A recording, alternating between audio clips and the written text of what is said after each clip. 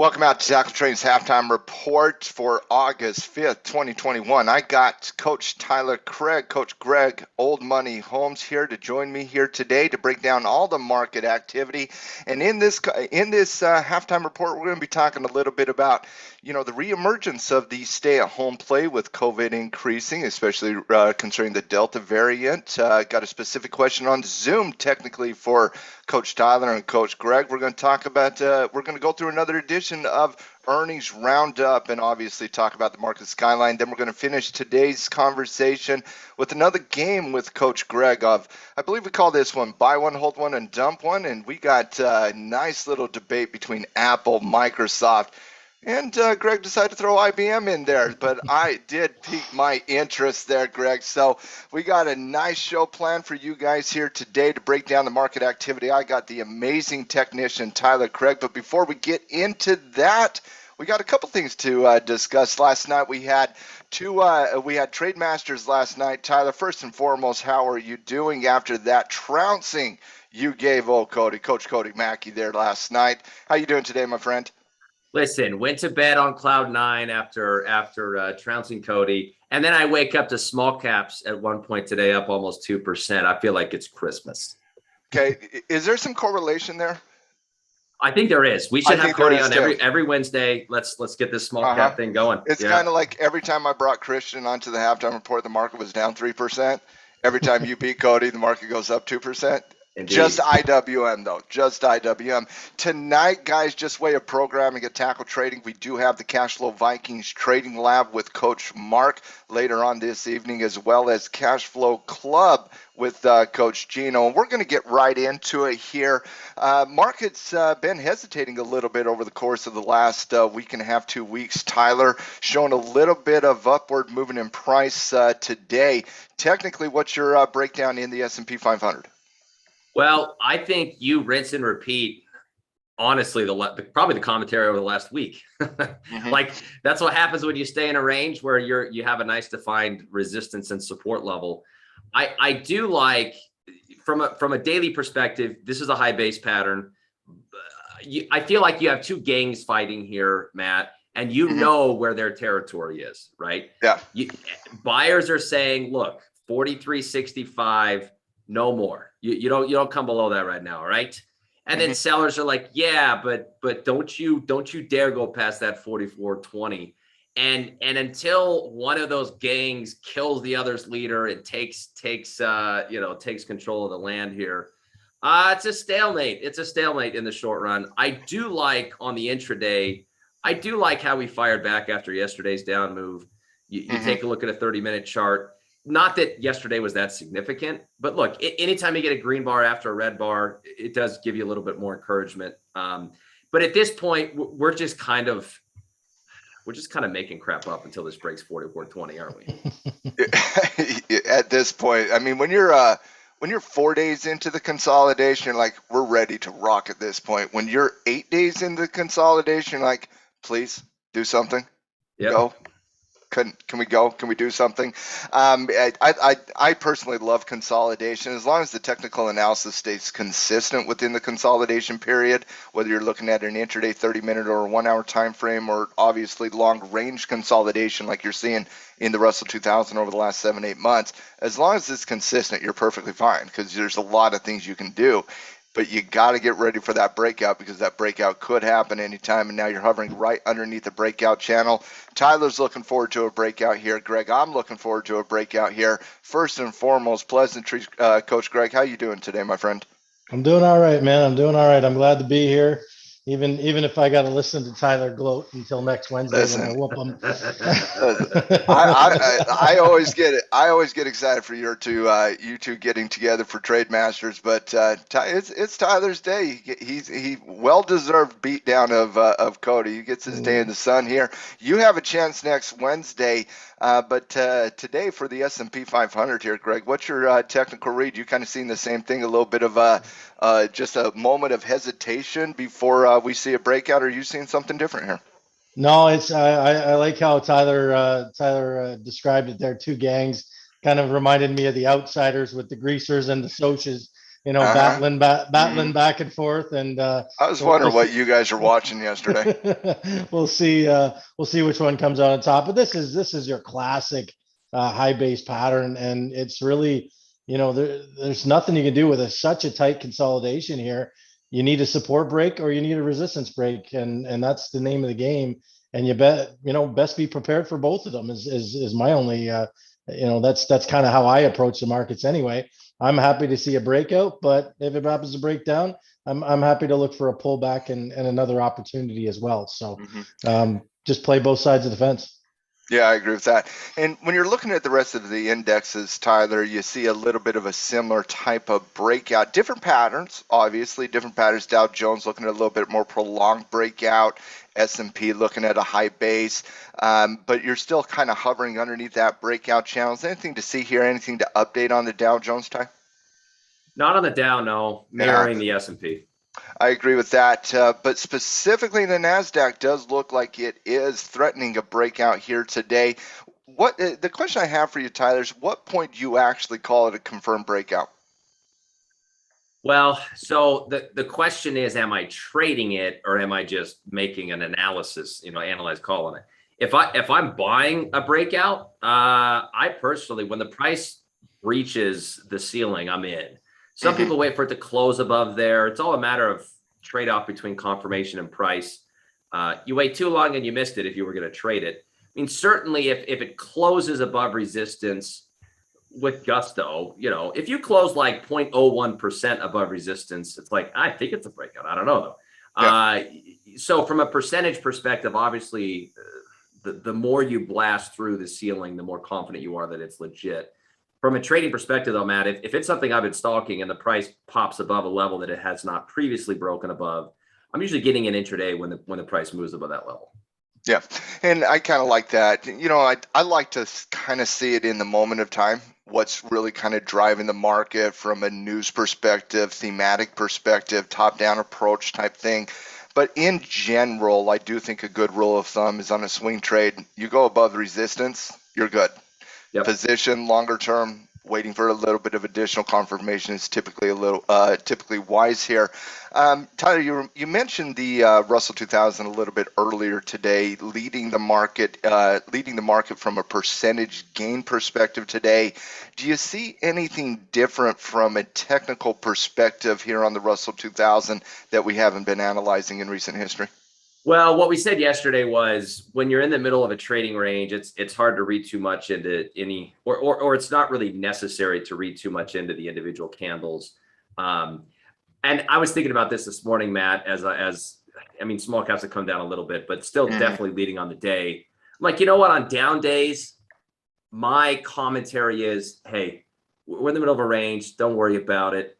But don't you know if this thing goes up 2%, even though it's in the middle of a range? Yes, I'm spiking the football. I'm pounding and the you're table. spiking. Yeah. There's nothing I enjoy more than you spiking the football in the middle of a wide range. There's nothing I enjoy more. It's fantastic. Yes. So look, guys, this really does need to break out of this congestion zone. As exciting as a day like today is, and just I think giving you the confidence that, hey, even though the broad indexes are chilling out, you are seeing some momentum moving into certain areas beneath the surface, which makes this a fun market to trade. But this needs to break above the 50. It needs to get out of this range to really party. I'm just excited it came back after yesterday's smack. So I like the buoyancy after getting pushed down yesterday. Yeah, and again, as long as it stays within the range, keep writing those cash flow systems. Don't worry about it. When it breaks out, we'll be here to break it down, and we'll obviously look at some opportunities at that point. Tyler, let's move on into the commodities market very quickly, and let's take a look at crude oil. Let's start with with oil. Once again, very similar to the Russell 2000, kind of stuck within the range between 65 and 75. If you see something, let's talk about it. If not, let's move on. The thing that I do like about this, green bar, so you didn't get a fourth red bar just yet, but the energy sector is the leading sector today. So energy stocks definitely liking the crude oil has stopped getting smacked, helping to give some signs of life in the energy stocks today. Well, on energy stocks, then let's take a look at the XLE kind of looking fairly similar, quite frankly, to the Russell 2000, seeing a little bit of increasing in support, still hovering against that 20 period moving average. The question I have for you on energy, whenever energy's down like this, obviously people are going to be looking to pick up, correct? I think so. It's cash flow systems and it's dividend plays and it's all of that jazz. But what would you like to see? You're the technician here. You're the short-term trader. What would you like to see technically to get more directional posture? Well, the nice thing about the market is it tells you the price levels that matter, right? Like you don't have to make crap up. And right now on energy, I mean, that 20 MA, Matt, we've hit that 1, 2, 3, 4, 5, 6 times in a row. I mean, how about just getting above the 20, giving me a short-term changing character? That's where we got smacked again today. It seems as if that's a level bears have picked to defend. And as long as they're defending it, cash flow's fine, naked put's fine, but you want some directional stuff, it's got to see that, bro. 20. Yep. I like him. I like it. Let's move on and let's talk a little bit about the precious metals. Gold has been hovering underneath, above the 1800, underneath the 1840 channel for the better part of the last month or so. Technically here, you did kiss again off the 1800 zone. What's your technical read here, if anything? As long as it's between the 1840, 1800, it's similar to S&P 500 in that you need resolution one way or the other. Otherwise, it's just a nothing burger. Look, you don't want to see it take out 1800, so I'm happy it's fighting in that zone. But honestly, dude, it's a nothing burger until it picks a direction. It's a nothing, and that's why I asked the question the way I did. Like, if it's a nothing burger, it's a nothing burger. But something that does pique my interest here in the metals market is copper here, Tyler. I was looking at that 4-4 handle there as a support level. It did get violated 2 days ago and then continued on yesterday, showing a little bit of slowing momentum. But I would like you to break down this technically, because sometimes when I stare at a support level like 4-4, I get so intoxicated by that support level that if it's violated, it kind of shifts the pattern for me visually. This certainly did that, especially once you got underneath the moving averages. But I still like it, Tyler. What is your technical read here? Well, there's no denying that it's not ideal, right? Yeah. If copper wanted to make it easy for everybody to love it, it would have stopped at 440. That old resistance would have become support. It would have held above the 50 and the 20 and popped, right? But this is where, when you see patterns in textbooks, they pick the poster child for the pattern. They pick the one that looked the best. And in the real world, things are messy, right? I mean, support is not one price to the penny. It's a zone. Sometimes you get shakeouts. Sometimes you get whipsaw. I really hope this doesn't completely crater, because there's a lot of really good setups in metal and mining space right now. If I can, just for a second. Yeah, please do. So FCX, you don't want this to make a lower low. You want a higher low somewhere in here. It's fighting for a higher support zone. You want that to bounce. I want it to bounce. You take a look at CLF, Cleveland Cliffs. You got a nice little retracement here. Some of the steel stocks, Nucor is still in a new uptrend. I want the dip to get bought. Steel Dynamics consolidating above the 50. There's just a lot of, it also kind of goes with small caps, this area of the market, the cyclical area of the market. It just, the narrative, the trade is much easier if copper doesn't completely roll over here. So I don't want it to go back down to 420, dude. It's like, come on, man, give me a higher pivot low somewhere in here. You're messier than you need to be, but let's get a bounce. I think that reinvigorates the whole space, and it makes the dip in all those stocks that I just mentioned to buy. You look at that 420 level, and if it comes down to 420, again, you like the support level at 420, but you don't like anything else. Like, you don't like the momentum, you don't like the trend, you don't like the pattern, you don't like the fact that it broke every single support level other than the final support level that it can't fundamentally break. There's nothing to like there. It's in one of the ranges that has to hold here for me, and then you have to reclaim those moving averages. But, Greg, I still like it, but Greg, technically speaking, what's your read here on copper or any of the proxies that copper drives? Well, this futures chart actually kind of got me salivating a little bit. I agree with all the analysis you guys just did, But what I like the most is the 9, the 20, and the 50 have all pinched together. All those moving averages have pinched together. That's one of the things in the markets that I pay close attention to, because I've seen that movie before. And typically you can get, not typically, I guess that's maybe not the right word, but sometimes you can get a move, a very explosive move when those moving averages pinch together. And so I'd be looking for, and preferably to the upside, obviously not to the downside. But if we could, if this hammer candle turns out to be a lower pivot today, you could get a pretty decent move to the upside. And that's what I would be looking for, just because of that pinch to moving averages. So Tyler also showed FCX. There's a couple of setups in that space that look pretty attractive as well. Again, you just have to let it play out though, right? This is holding some support on the 20 there. It's got to play out the right way. Well, let's talk about this pullback in copper, because I'm more interested in FCX right now than I have been in recent history. And I'm talking specifically from a directional perspective. A couple of things that do pique my interest here. Number one, I do like copper. Okay, I like the technical setup in copper. I certainly agree with you guys that it has to reclaim certain things, right? We talk about the 4-4 handle on copper, but Tyler, if you'll go back to HG real quick, and put it down like on a 30-minute chart, 1 hour chart, 15-minute chart, something along those lines, you'll see it kind of starting to slow its momentum towards the downside. You're going to see it consolidate over the course of the last 3-4 hours with a pretty decent resistance level around the 436 level. So you have 436 from an intraday perspective. 4-4 is the ultimate confirmation. Just wanted to kind of point out that slowing momentum and that you are kissing up against a resistance level at 436 that looks pretty enticing. So when you come back to FCX very quickly, which is probably the number one proxy for copper in the US, would you guys agree with that? Yep. Yeah, 100%, yes. Yeah. So when you come back to FCX, this is the first time in the last few months that we've had an increasing in support analysis. For the most part, you've been in a bearish downtrend, hovering up against those resistance pivots. Resistance has held strong every time it got into the 20 moving average, the 21. This time it's fighting the 20, but in a different perspective. The 20 is now rounding up, acting as support levels. So if copper does hold these parameters we're looking at and does reclaim that 436 or ultimately the 4-4 handle, is the interest here on FCX increasing from a directional perspective? Because FCX is always going to be a cash flow darling, always. Yeah. What about a directional perspective here? Because I am interested in direction.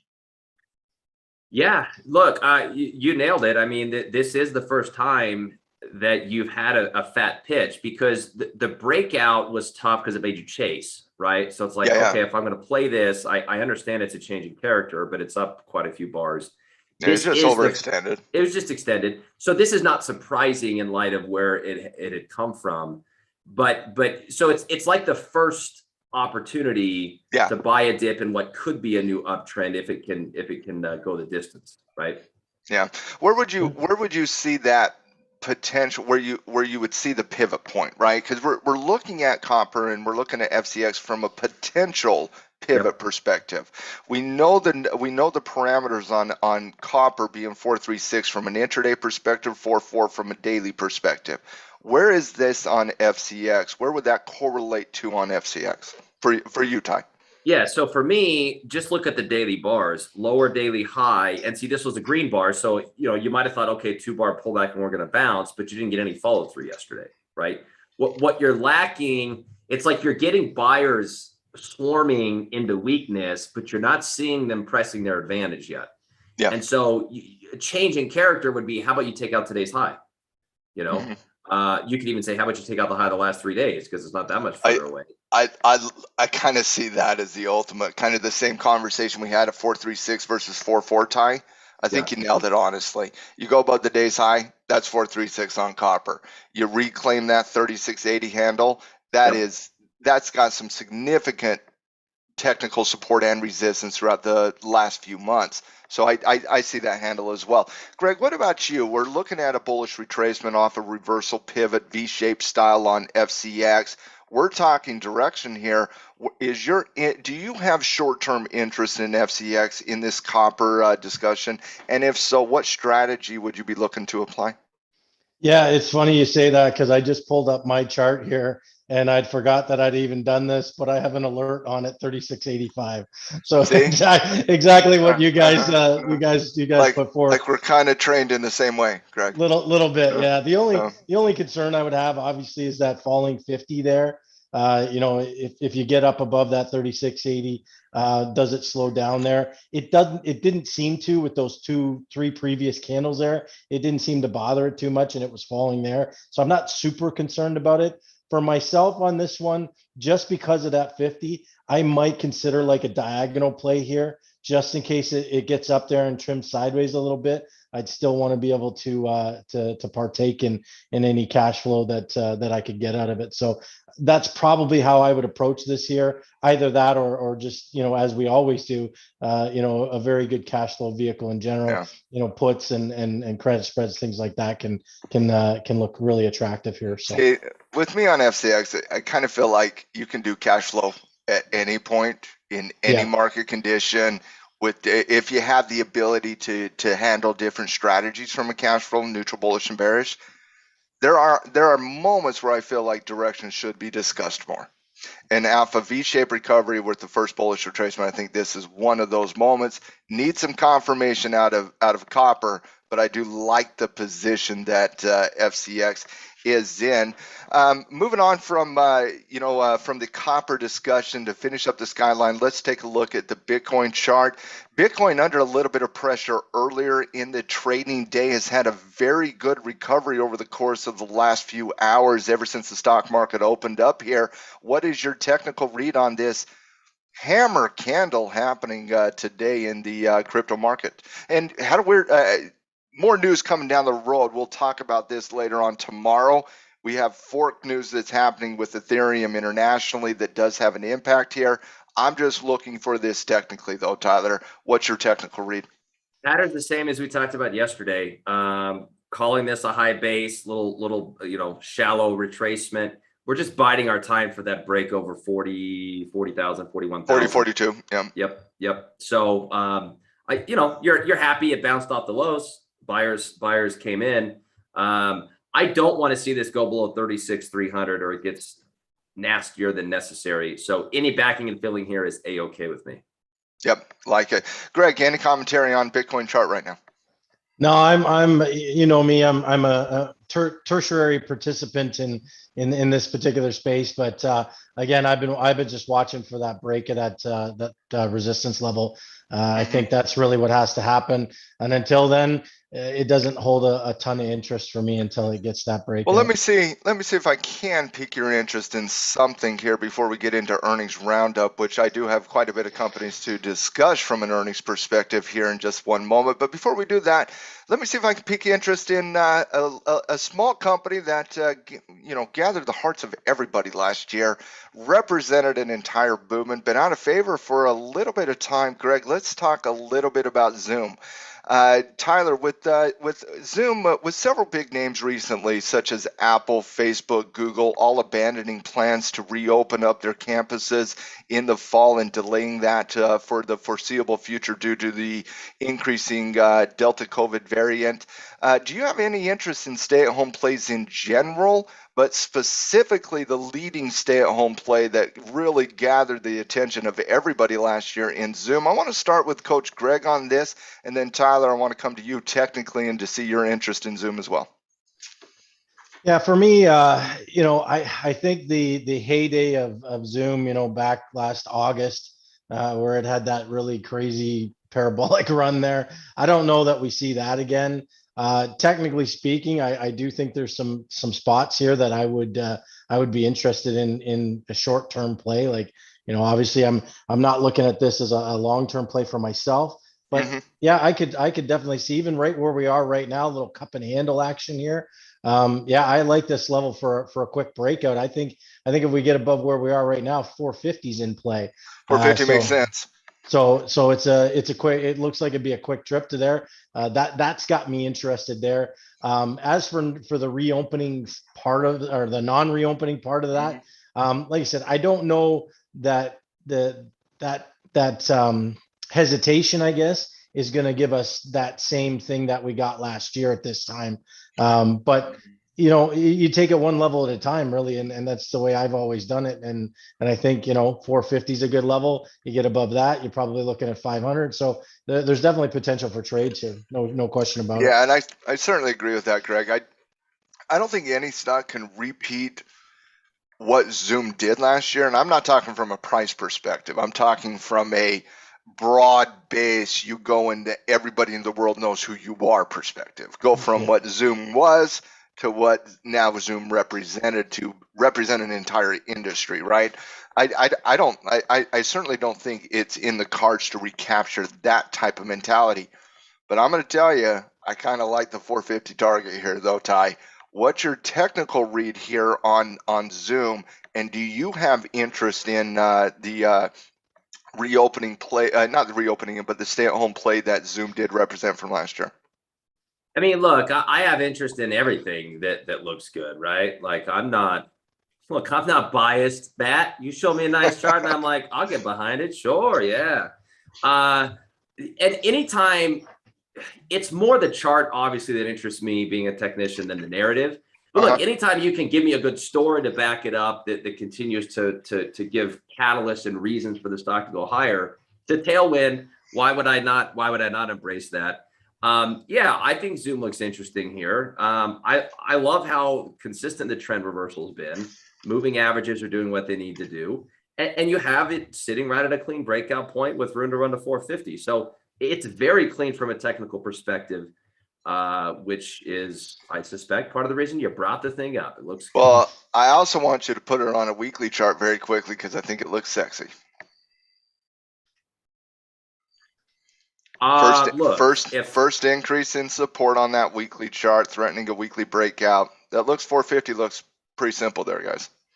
Yep. It is very textbook in the reversal and what it's done since. And by the way, this 2 weeks ago, 2 bars ago, that retracement after making a higher high, that is exactly what copper looks like. That is exactly what FCX looks like. We want Zoom is what we hope FCX looks like after a couple of bars. Same thing with copper. Yes. You want them to follow the same bottoming pattern. I would agree with that. Thank you for the breakdown on Zoom, guys. You are looking at a potential breakout here, and you gotta like the number. You're in that zone of slightly north of 400, 450 target number 1, most likely in the 475, 480 level for target number 2 on Zoom. Very interested in this technical pattern, but let's move on to earnings roundup here, Tyler. Tyler, I got quite a bit of earnings. I was looking at the amount of names today. And again, nothing like the Apples and the Googles and the Facebooks and the Teslas of the world, but just a plethora of just really important names, big names, some in those mid-cap levels, but again, a lot of brands out there. So I'm going to rapid fire some of these. And Tyler, if you see something technically that does interest you, let's take a moment to stop and appreciate the technical analysis on it, okay? Let's start with one of the bigger names out there today, and that is Costco. Costco recently has just been a consistent juggernaut riding that 9 EMA in terms of this entire price movement over the course of the last 2.5 months. They had to come in with this type of price appreciation and consistency in price appreciation. It's one of those, you got to show me here. You got to show me something good. Costco did show that something good. They came out with 275 versus the expectation of 229. Revenue came in hot as well at 45 billion versus the expectation of 42.8 billion. That resulted in a 21% increase in yearly revenue, revenue year over year. Man, this has been a juggernaut. I see today post earnings, in terms of the exact same thing. What do you got here technically here, Tyler? Well, this thing's just riding the lightning. First of all, from a technical perspective, Ty, do you see this momentum slowing down anytime soon? Look, had you asked me that 3 weeks ago, I'd have been like, tomorrow. I've learned my lesson, Matt. No, I don't know when this is slowing down. I mean, look, this is a strong candle. But just because there's not an indication it's going to slow, doesn't mean there's a trade. The challenge with Costco is It just went from 380 to 440 in a straight line, and it's Costco, for heaven's sakes. It's not AMD. Tough buy here, but dude, definitely interested on a dip. Great company.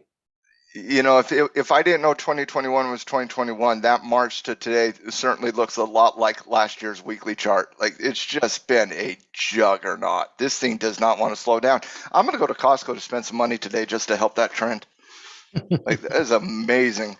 Let's move on though from Costco. Let's talk a little bit about Roku's earnings report here today. Roku, when it comes to companies like subscription companies, streaming companies, it's not just the raw numbers that are important. The biggest metric is the actual subscriber growth.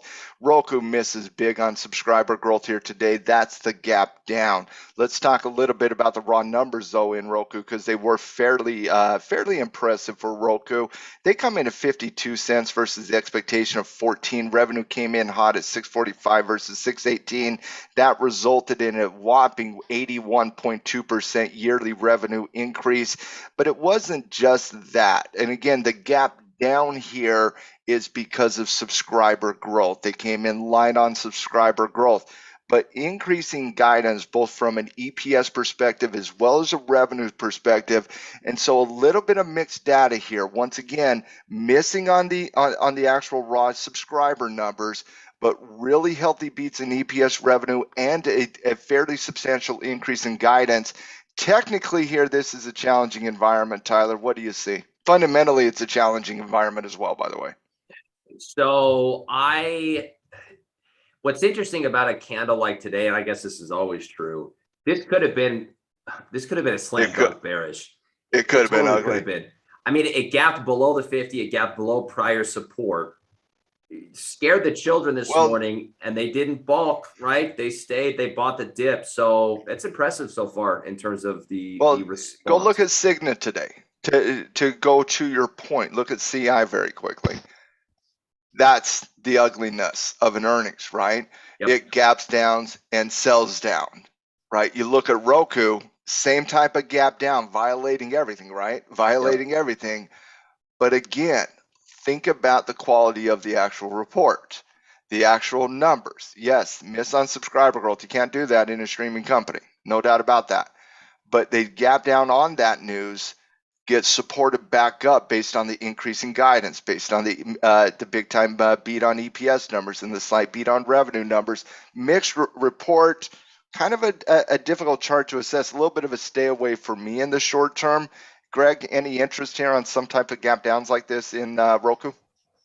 Yeah, it's not really in my wheelhouse. I'm the miss the pop, wait for the drop kind of guy, but in this case to the reverse. So I'd have to see it come and retest that support level there as now resistance. That might get me interested in a bear trade here, but I don't personally like to chase these kinds of things myself. Well, and especially when you do have mixed data, right?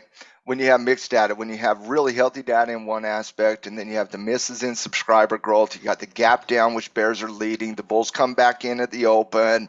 It's a very difficult, complex chart to analyze. There's easier charts. This is a stay away from me in the short term. Let's move on. We talked a little bit about the gamers yesterday with Activision and the double whammy type of big picture type news that is happening with the gamers out there, with the California lawsuit against Activision, but the increasing Chinese regulatory environment. EA here, Tyler, does report, and EA had an extremely impressive report. I know the price action is crazy. I do want to get Tyler's technical read here. EA comes out with 71 cents versus 63 cents. Revenue comes in hot at 1.6 versus the 1.3. That resulted in a 6.3% yearly increase in revenue. But that was not the story. Raw numbers were passable. The story is in their guidance. Big increases in guidance, both from an EPS as well as a revenue perspective for both quarterly and yearly outlooks. So guidance, rockstar report coming out of EA. Price response, extremely negative after the open here. Tyler, what's your technical read? Garbage. I was like deciding garbage. Garbage. Well, and in fairness, I don't know if this is good or bad. Electronic Arts has been garbage the whole year. So Yeah. par for the course, buddy. Par for the course.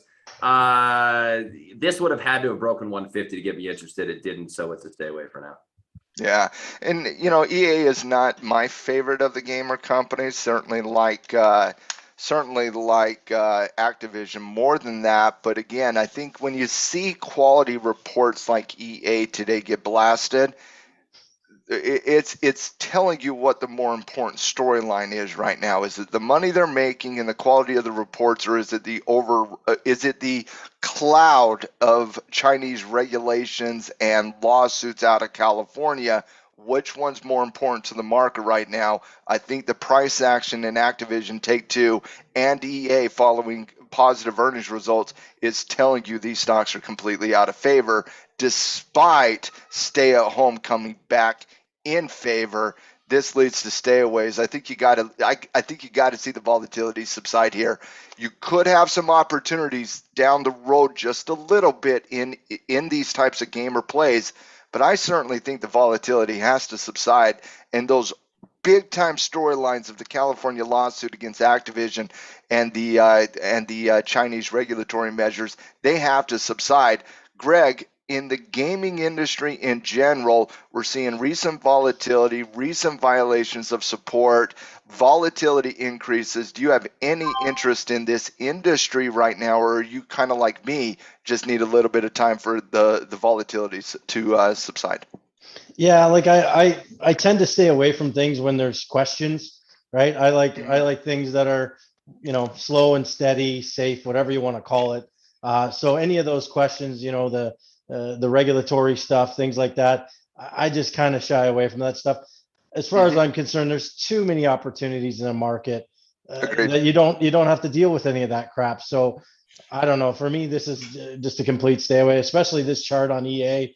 Like this thing's just been, ugly for so long. There's just nothing here until it breaks. I agree. And it does look like garbage, as Tyler would say, but we will look at something very sexy here soon, because Greg's got buy one, dump one, and hold one. And I do know Apple and Microsoft are a part of those two of those three. So we will be looking at some beautiful charts here in a second, but we are in earnings roundup, and I got two casinos and one that is tied to that industry coming up next. Let's talk about MGM first. The more traditional casino play, cash flow darling is MGM. They come out with the negative, and I saw a lot of similar things out of MGM and Wynn Resorts here today. MGM comes out at negative 13 cents versus the expectation of negative 36. Revenue came in slightly above the expectation as well at 2.3 versus 2.1 on the expectation. That resulted in, this was what again, context matters on this, guys. But when you go from making nothing last year to making money this year, that looks pretty good on the revenue year over year. These are some whopping numbers, guys, and that's why I had to give context before I give the numbers. 682.6% increase in year over year revenue out of MGM. Wynn Resorts, 1,000, let me get this number right, 1,055% increase in year over year revenue for Wynn Resorts. Even Penn National Gaming, which was on fire last year because of the whole stay at home and the interest that old Davey Day Trader was bringing to old Penn National Gaming last year, I still think he deserves even more money than he made. But Penn had a 406% increase in year over year revenue. So let's get that out of the way, and let's look at some of the raw numbers. But whopping numbers, Tyler, just whopping numbers here. This whole space may have just bottomed. I mean, look at all these today. I'm telling you, it's the percent increases. It's like, holy wow, you can't look at any other number. It's amazing. Let's see. Let's get your technical read here, Ty. Well, they love it. Look, so MGM, just let me do a roundup real quick. MGM ripping today. Remember, these casinos, MGM actually was the best of the bunch from a technical perspective going into this. Yes, and it's fundamentally better of the bunch too. Okay, so deservedly so on the technical front. So Wynn was beat. They killed this, right? This whole area was out of favor. This is actually a theme you're seeing today. Penn National Gaming, right? Same thing, way out of favor. What could be more appropriate to put a bottom in these than to say, hey, enough's enough. here's the numbers, deal with it, right? Like knock it off. We made money. Well, and honestly, Tyler, and I want to continue the conversation technically here in just a second, but again, all three of them, beats on EPS numbers. Win and MGM were expected to come in at negatives. They did come into negatives, but healthy beats against the negative. Revenues on all three of them, beat the expectation, but I wouldn't say it was like oh my goodness, go tell everybody about what MGM or Penn or, Wynn Resorts did. Sure. It was the year-over-year revenue increases that are honestly eye-popping. Yeah. 600%, 682% out of MGM, 1,000% out of Wynn, 400% out of Penn National Gaming. All three of them technically challenging, fighting support, overextended on Wynn National Gaming, reversal analysis on Penn, but they're all firing off that support. Man, do you feel there's a technical bottom here based on what you're reading? I honestly do, because it's not just casinos.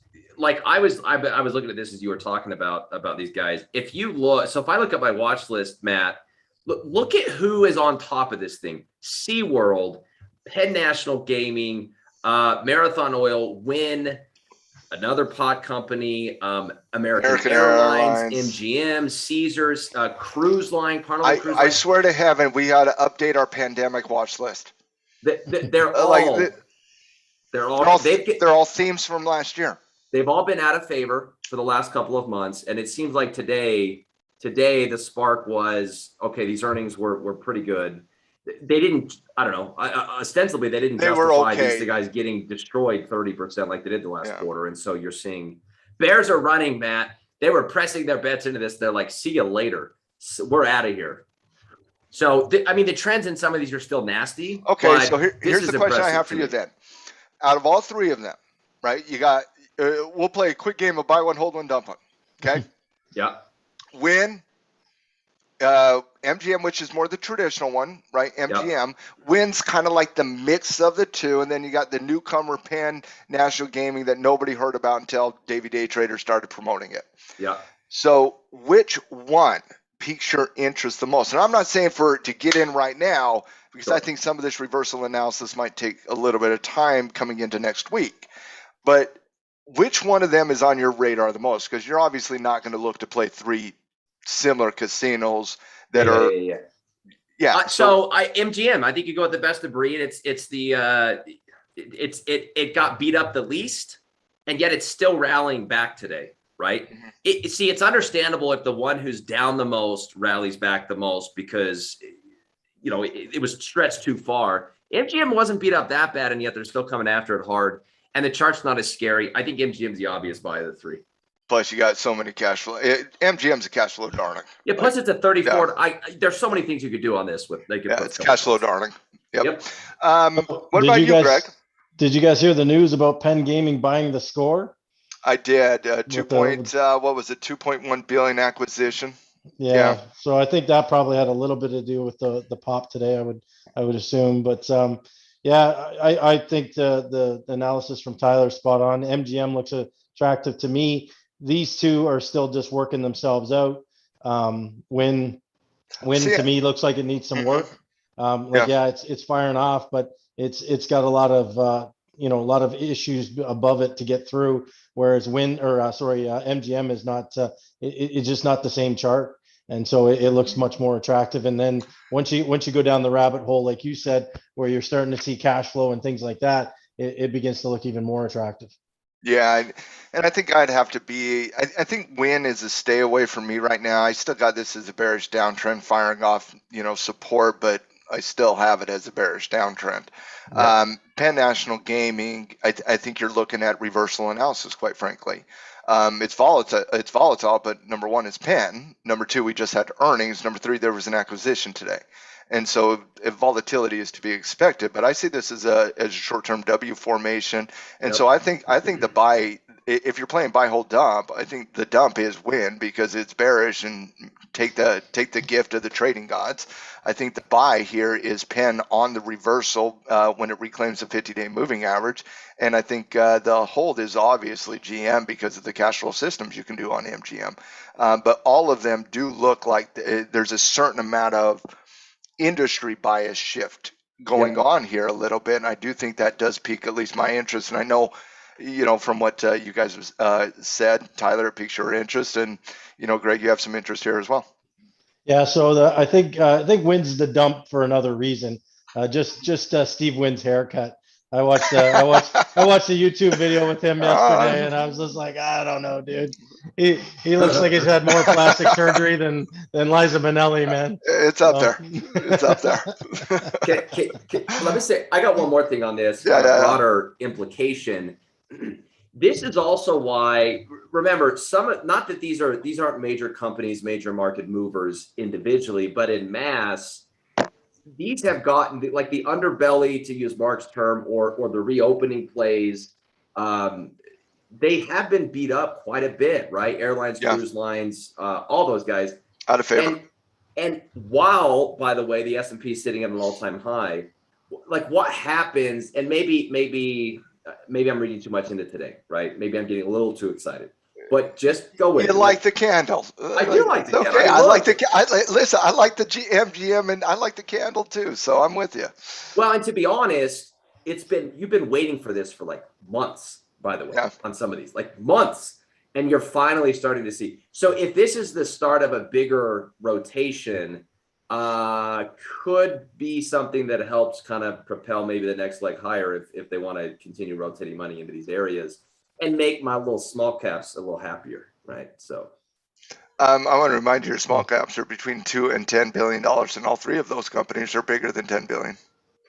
Yeah, listen, it's I know technicalities. It's the sentiment. Rising tide will lift the fundamentally, Penn is still a mid-cap company, though. Can I mention as well that this is the new personality of IWM and has been for a long time now? This is IWM's personality all the time. It is crude oil, guys. It can fly and it can consolidate. That is the small caps. And it can consolidate longer than you think, and it can fly longer than you think. That's the identity of the small caps. It's very economically sensitive, unlike other areas of the market. Let's take a look. I was going to talk about Etsy, and then I decided not to talk about Etsy. And then my daughter, as I decided not to talk about Etsy, criticized me for not talking about Etsy. So I am talking about Etsy today. Etsy comes in at 68 cents versus 65 cents. Revenue came in slightly above the expectation, 528 versus 523. That resulted in a 23.4% yearly increase in revenue, which also affirmed guidance. I did my just due to talk about Etsy. Moving on. Let's take a look at a couple others very quickly. Somebody help me, because I'm old money homes for a reason. What the hell is an Etsy? There's no wait, hold on. There's no old money here in Etsy. Moving on. What the hell is Etsy? I don't even know what it is. It doesn't matter. Okay, fair enough. And here's why, Greg. There is nothing I can say that will ever get you interested in Etsy. I know Greg so too well. Fair enough. And honestly, their earnings was mixed. The analysis is mixed, and I don't see an opportunity here, Tyler. If we did, we would talk about it more. Yeah, move on. We got other stuff. Move on. All right, so let's take a look at something that could be breaking out. And unlike GM's report from yesterday, looks like a potential buy here. Toyota Motors TM here, Tyler. Obviously a gap or international ADR here, so that is something you do have to be concerned with. Just wanted to bring it up because we did discuss GM's response from yesterday. Toyota Motors comes in with the Rockstar report, but they are very used to Rockstar reports out of Toyota. 587 on the EPS number versus the expectation of 468. Revenue came in hot at 72.5 versus the 68.9 expectation. That is in billions. That resulted in a whopping 70% increase in revenue year over year. Hovering underneath a breakout channel here, Tyler. We don't short-term trade companies that look like Toyota Motors. Investing position a little bit different. Gappers nonetheless. What's your technical read here on the weekly chart? Listen, for some reason, They freaking love auto stocks these days, right? Everybody goes, oh, EV, and all of a sudden these are massive growth companies. I don't understand it, but whatever, it doesn't matter. Yeah, look, it did not get beaten down like Ford and GM over the last couple of months. So good relative strength in the space. Don't mind it. I don't know if you knew this, Matt, but 5-to-1 stock split coming up. So Ooh, it's about to be quite cheap. I did not know that, but that always piques my interest. Yeah. Good. Can they call Amazon? Tell Amazon to do a 5-to-1? Please, yes. How about 500 to 1? Bezos, we know you're hanging out on some beach doing nothing these days, but can you just do the split already? Every time I see a split, I just think about Amazon. That's just now par for the course with me. Last one I want to talk about very quickly here, or excuse me, two quick ones. Let's start with Viacom VIAC, another streamer HBO component.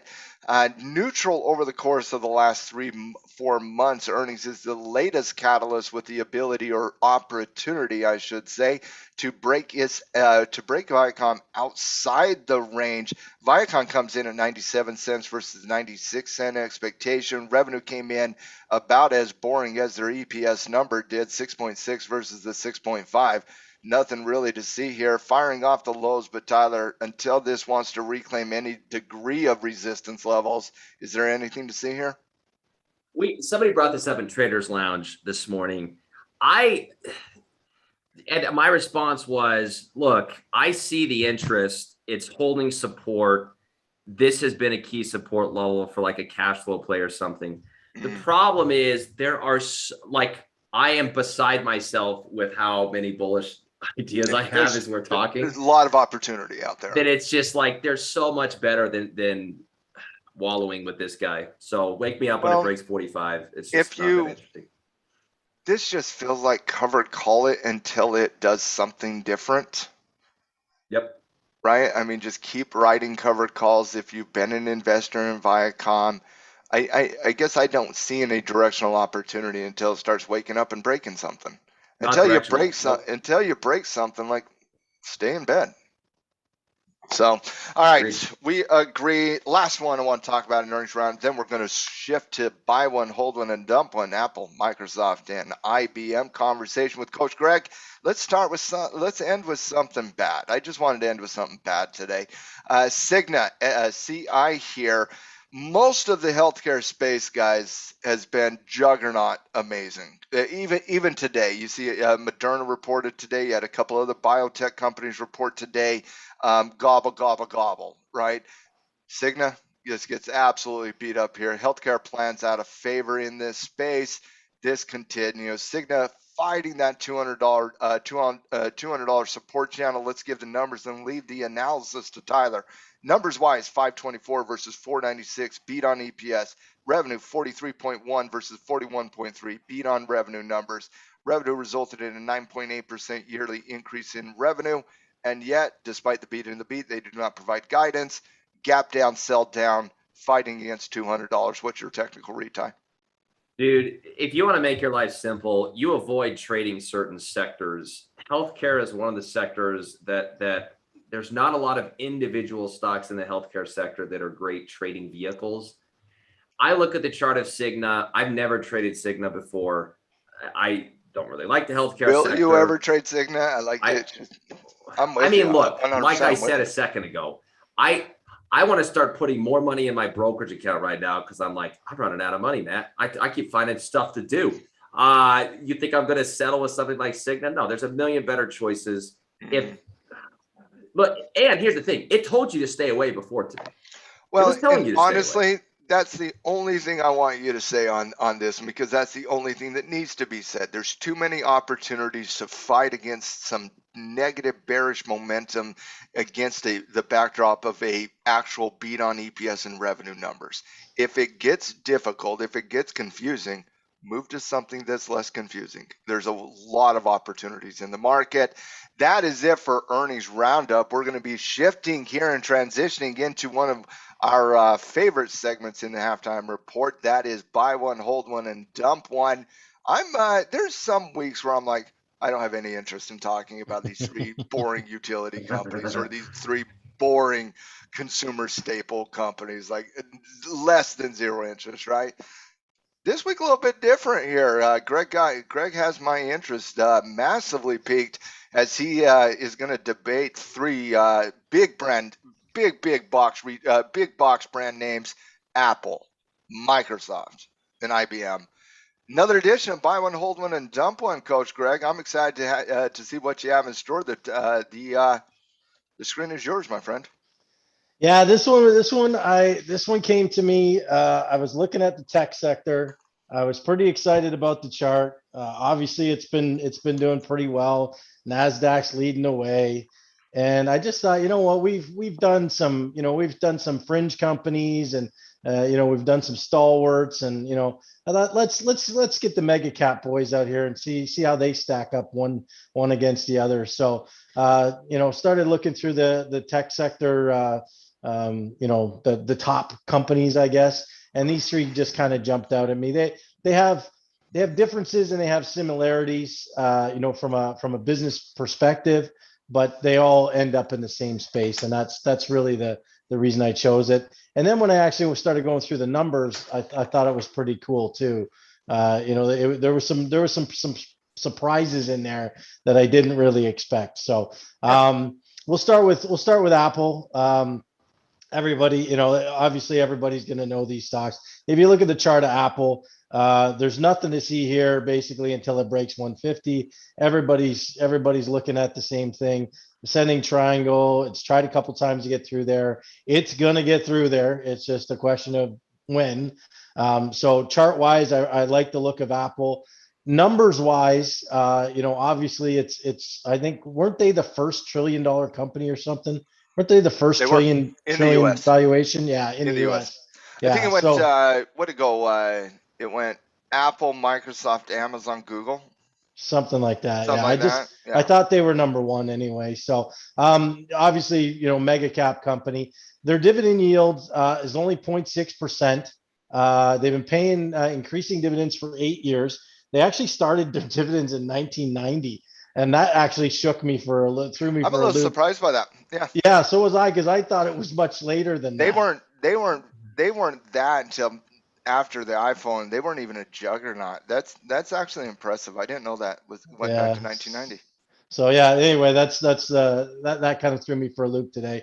Payout ratio is a paltry 16%. So they got lots of room to pay more dividends. Whether they do or not remains to be seen. Can I make one point real quick, Rick, on that? Sure, yeah.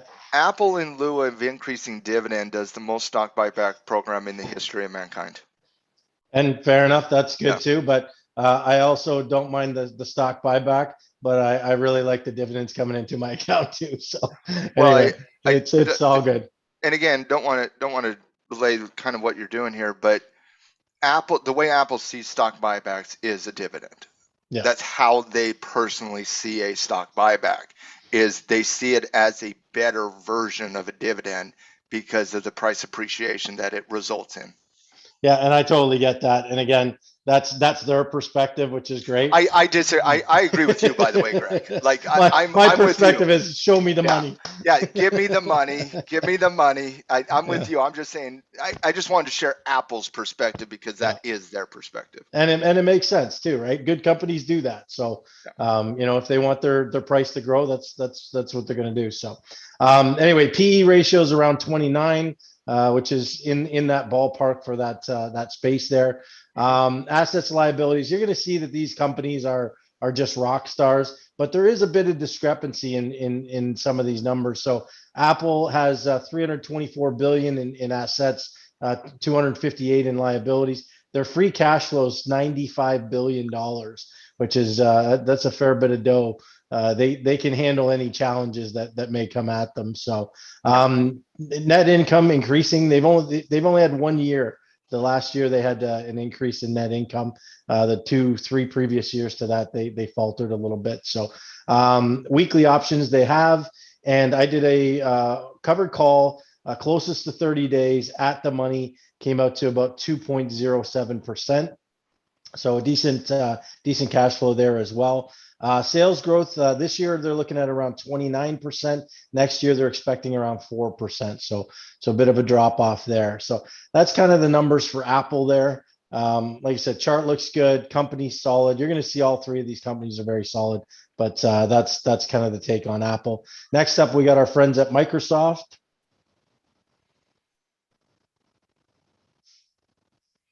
So technical perspective, we've actually talked about this. I think I talked about this on Trade Master a couple of weeks ago or something. I can't remember. Maybe it was in Lounge.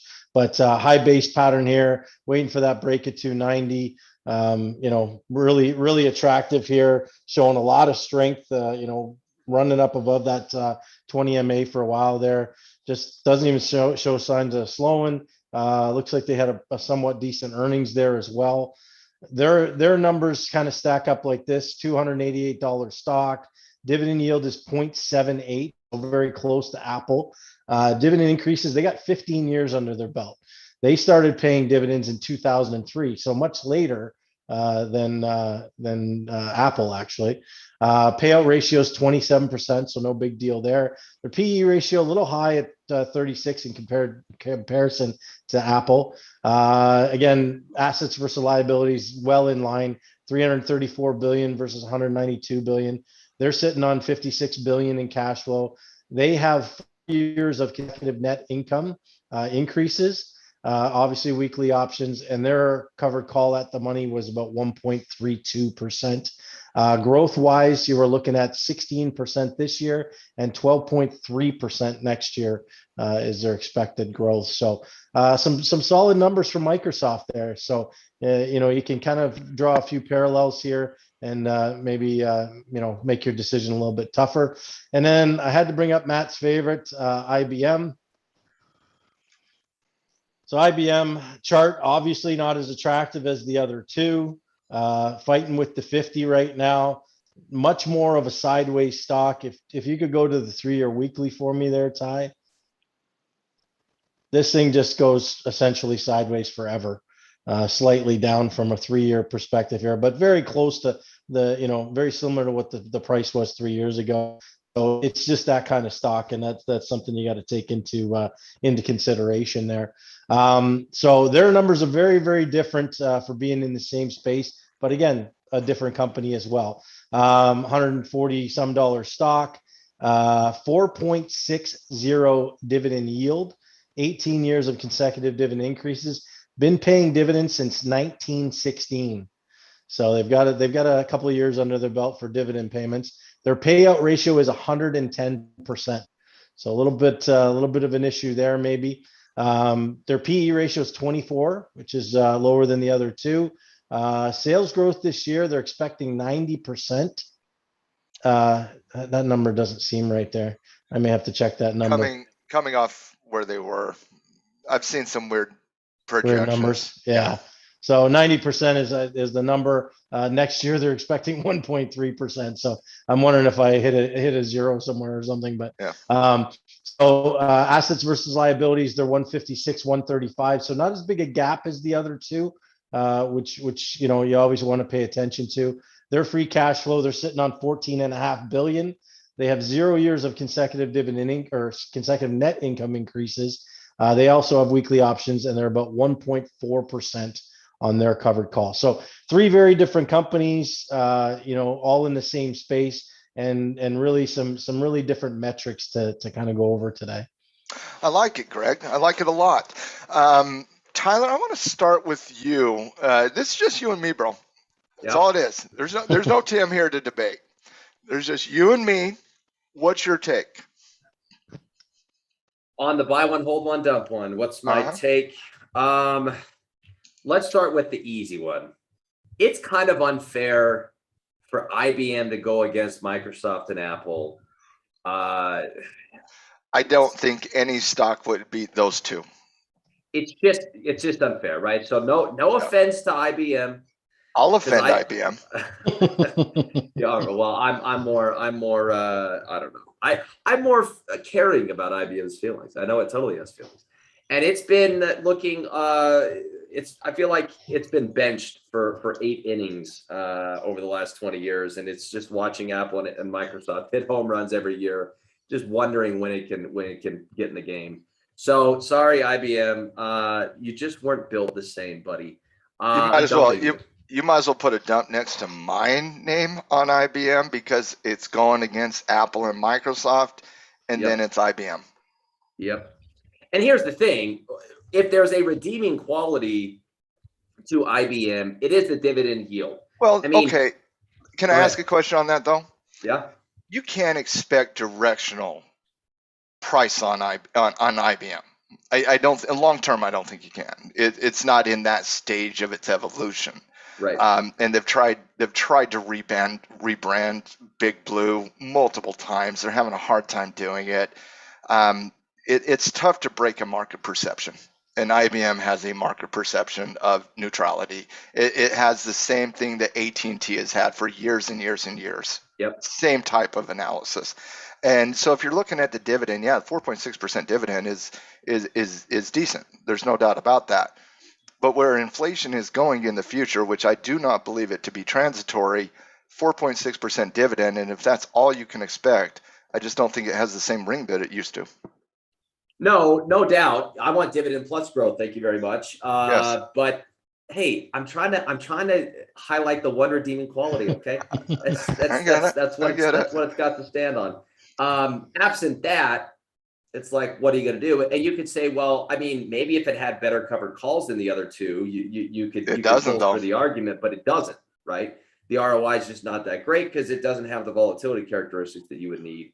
So you're just kind of left with there's not much there for this guy. Hence, it's the sell. The real debate is Apple versus Microsoft, in my opinion. I would agree. So Apple versus Microsoft. Look, I mean, I'm partial to Apple for a couple of reasons. The first reason would be and let me double check this before I say it. Yeah, the price range. So $150, much easier to play than almost $300 on Microsoft. Not a huge like variable, but all else equal, I'll take the $150 stock for reasons that Greg talks about all the time. Easier to build trades and buy shares and such. So that's 1 point for Apple. Second point for Apple.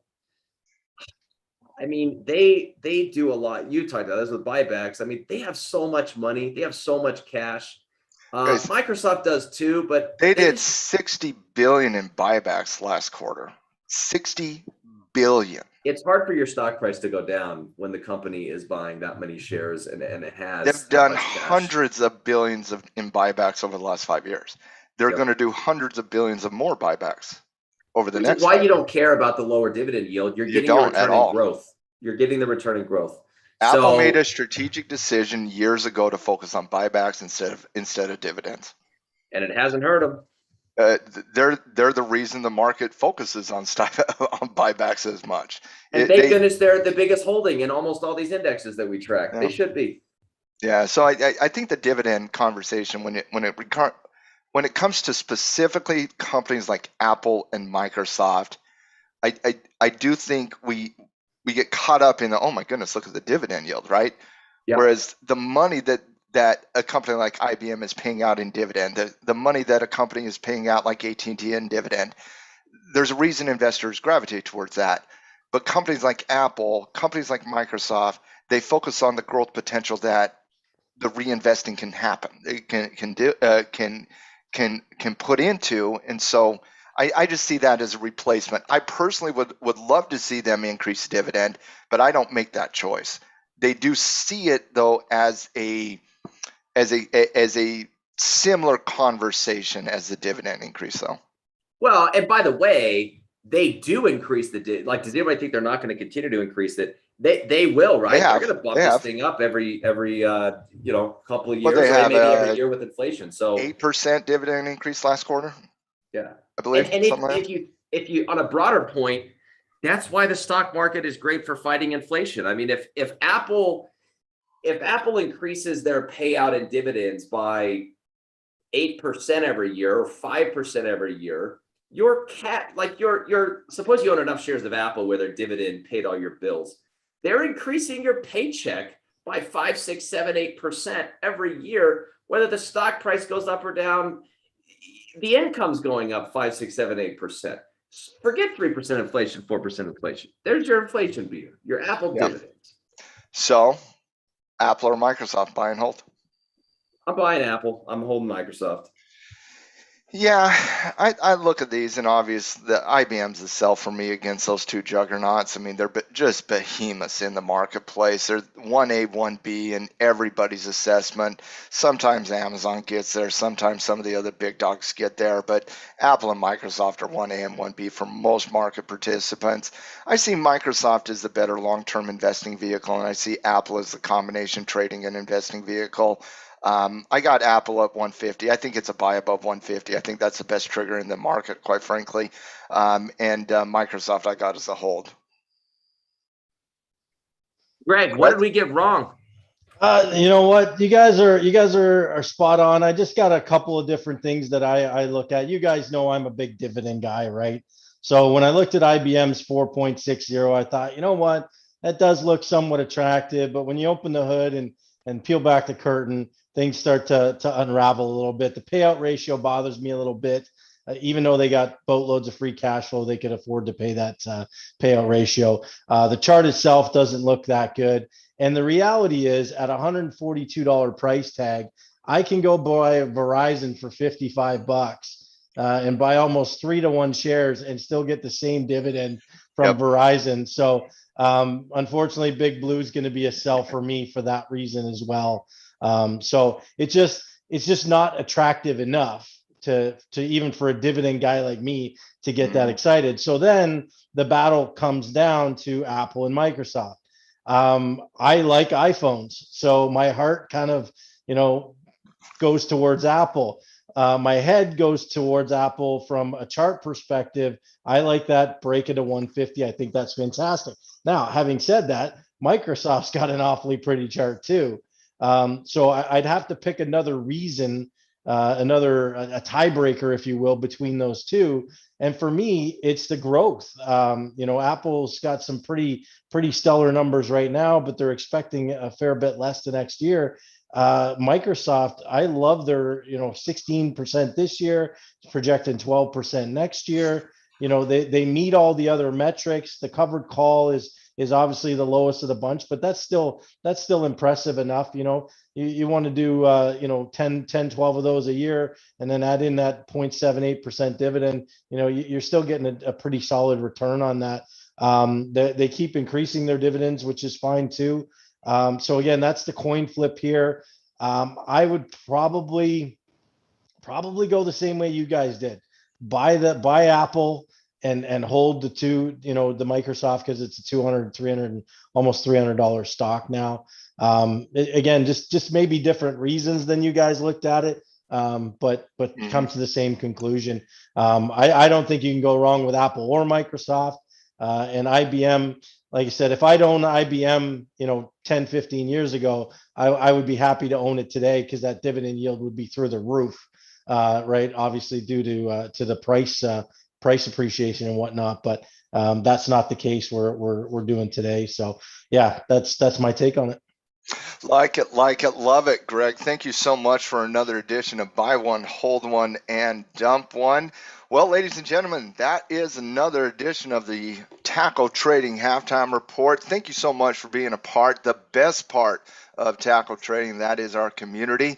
And Tim would yell at me if I didn't ask for a like and share, so make sure to go ahead and hit that like button, and definitely share it with, if you're getting some value of the Halftime Report every single day, share it with somebody you know that could use the same type of information in the financial world on a daily basis. And for you pro members today, we do have Cash Flow Club later on tonight with Coach Gino Poor. And for those of you in Trading Labs, we have the Cash Flow Vikings Trading Lab coming up later on this evening as well. Tyler, Coach Greg, thank you so much for being here today for the Halftime Report. Final thoughts to you, gentlemen. Greg, go ahead. I'll go second. Yeah, I think Tyler's going to say exactly the same thing I am. there is a boatload of opportunities in the market right now. Get in there and take advantage of them. That's what I've been doing, and it's been fun. So, Tyler? I would just reiterate what I said about these airlines, cruise lines, casinos. Dude, I'm digging that rotation in those spaces right now. I will be a sad puppy if these reversal attempts fail, right? If these guys take out this higher pivot low they're trying to build, these double bottoms, I'm gonna be surprised and sad. I don't think it'll happen. I think that you got a bottom in some of these right now, and it makes me very, very excited.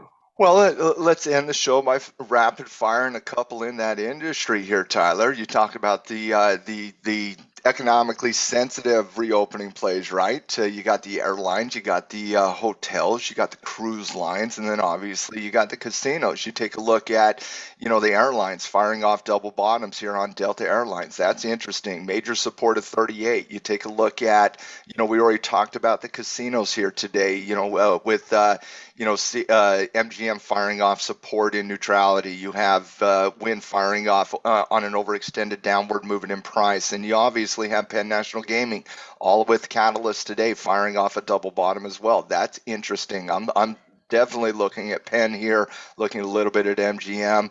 But then you also had like RCL report this week as well, firing off here today as well. And then, you got the hotels with Marriott.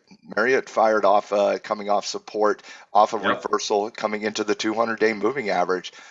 This rotation, at least in the short term, does look like it has some legs. Stay with us in the halftime report as we break it down every single day. Tyler, thank you so much for coming on to the halftime report. Coach Greg, awesome job here today as well. Guys, we'll be back in the halftime report with you guys tomorrow. Once again, you like the halftime report, you love Tackle Training, give us a like and share. We're out until tomorrow. Thanks, Team Tackle. thanks everybody. Yep. See you guys.